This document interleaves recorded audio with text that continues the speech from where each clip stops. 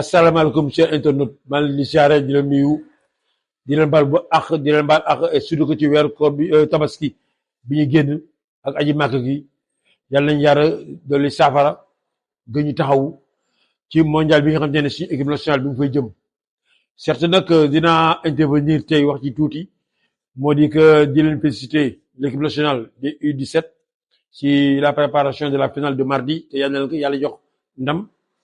match démb bi nag contre États-Unis Papis am na ay jàngat yu ma ci am te dégg naa ci ay wax yu bari et hier en effet tout le monde a critiqué la défense du Sénégal et c'était réel parce que on n'a jamais vu une équipe sénégalaise menée et malmenée et surtout sur les positions défensives yoo xam te ni tey boo seetee ñoom ñëpp ba mosu joué ensemble moo di Mamadou Sarr à l'axe gauche. Ablaye Seck, c'est bien vrai, c'est un ancien du cadre de l'équipe nationale. Mais en réalité, bon, c'était avec le système qu'on a eu à entamer, de 3-4-3, avec des variantes qui se viennent en 4-3-3. Donc, ça a été pas mal bien appliqué. Pourquoi? La couverture oblique et dans la verticalité, aussi, ça nous a posé énormément de problèmes. Et surtout dans l'axe central. Mais le fait marquant, le plus remarqué, c'est que l'équipe nationale a joué sans une sentinelle. Quand je dis sentinelle, moi, je dis un 6 fixe qui s'est fait des relances comme Idrissa Gana Gueye, qu'on avait l'habitude de le faire depuis d'une décennie. Donc, Gana, devenu tellement l'homme sur des sorties de balles, surtout sur la verticalité et sur un jeu sur le côté droit comme gauche, pour utiliser les latéraux. Moi, hier, t'as pas vu, Crépin Diatta, accélération, il est sorti. Et même, on a vu un Crépin venir couvrir du côté gauche, du côté droit, jusqu'à la latéral gauche. Donc, ça implique qu'on avait certains problèmes au milieu de terrain.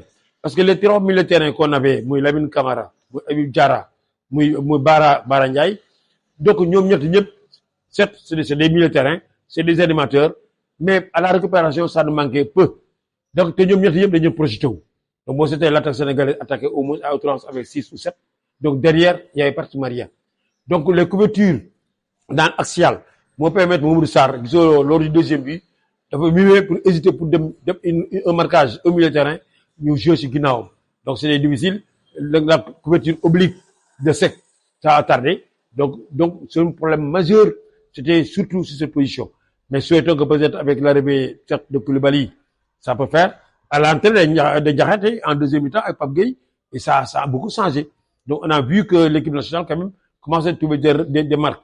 Mais je crois que lii jàngat la donc c'est des formes yoo xam te ni ñun mën nañ ci xool di jàngat suñu équipe pour que le match du 9 Pape Thiaw pourra quand même automatiquement bien se pouvoir refaire pour mën a indiwaat équipe bi dans des meilleures conditions. En ligne d'attaque, c'était pas mal avec les débuts de Sadio Mané comme il a l'habitude de le faire. Mais Iliman Ndiaye aussi, il faut qu'il se donne aussi.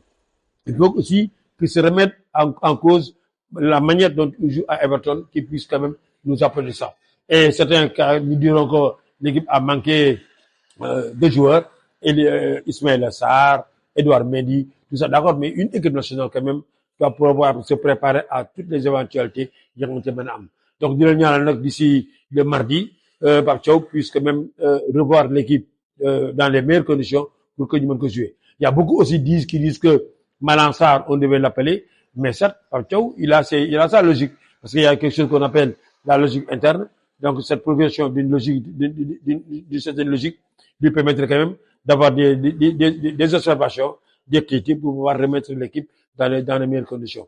Donc, on n'a rien à perdre, parce que on va dans une compétition, match amical, là, tu as jàngat lu bari, ci jàngat boobu nag nga mën a xool yow sa bopp nooy def ba résoudre les problèmes. Toutes les équipes du monde, ils ont ce problème. Donc, mais hier, ça a été quand même quelque chose qu'on n'entendait pas, parce que sur le plan mondial, le Sénégal est en dessus des États-Unis.